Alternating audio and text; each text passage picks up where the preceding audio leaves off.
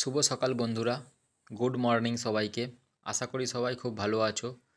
আমি কিন্তু একদম ভোরে ঘুম থেকে উঠে বসে পড়েছি। ঘুম থেকে উঠেই প্রথমে জামা কাপড় পরলাম, তারপর ঝটপট বিছানা পরিষ্কার করে ছেঁটিয়ে নিলাম।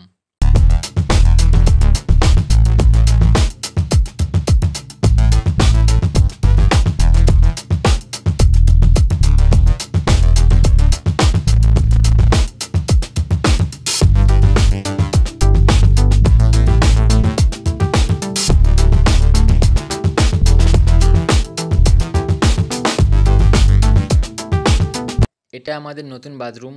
ভাবলাম একটু কলগুলো চালিয়ে দেখি সব ঠিকঠাক আছে কি না।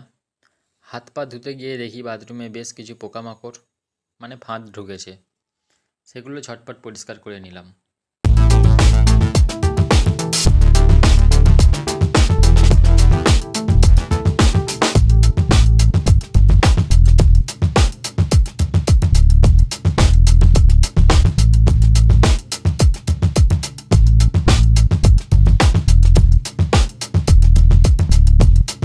এরপর সোজা চলে গেলাম মায়ের কাছে রান্নাঘরে। গিয়ে দেখি মা আলু কেটে ধুয়ে রেখেছে।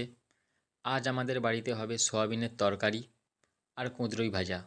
ভাবতেই জিভে জল চলে এসেছে।